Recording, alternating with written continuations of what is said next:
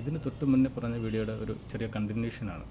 അതായത് ബുദ്ധൻ പറയുന്ന പ്രകാരം സ്ത്രീകളുടെയും പുരുഷന്മാരുടെ അല്ലെങ്കിൽ മനുഷ്യരുടെയും മൃഗങ്ങളുടെയും ഇഴജന്തുക്കളുടെ എല്ലാം ശരീരം എന്ന് പറയുന്നത് മലമൂത്ര വിസർജനങ്ങൾ കൊണ്ട് വളരെ ദുർഗന്ധപൂരിതമായ ശരീരമാണ്. നമ്മളിപ്പോൾ അത്തറടിക്കുക അല്ലെങ്കിൽ സ്പ്രേ അടിക്കുക, കുളിക്കുക, നനയ്ക്കുക എന്നൊക്കെ ചെയ്യുന്ന പരിപാടിയുണ്ട്. ഇതൊക്കെ എന്തിനാണ് ചെയ്യുന്നത്? നമ്മുടെ ശരീരം പുഴുത്ത് നാറിയ സംഭവങ്ങളാണ്.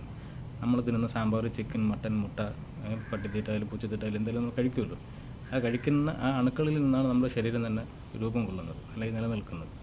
അപ്പോൾ ആ ശരീരത്തിൽ എന്തെങ്കിലും ഉണ്ടോയെന്നൊക്കെ ചോദിച്ചാൽ ബുദ്ധൻ്റെ അഭിപ്രായത്തിൽ അല്ലെങ്കിൽ ആശയത്തിൽ ഒരു ഉണ്ടാക്കില്ല. നമ്മളൊരു തോന്നലാണ് നമ്മുടെ ഈ ശരീരത്തിൽ എന്തൊക്കെ ഉണ്ട് എന്ന് നമ്മൾ സ്ത്രീകൾ സ്വന്തമായി ചിന്തിക്കുന്നു. അങ്ങനെ നമ്മൾ അതിനെ ആ ജനങ്ങളിലേക്ക് പ്രചരിപ്പിക്കാൻ നിങ്ങളെപ്പോലെ കുറേ ആൾക്കാർ വരുന്നു.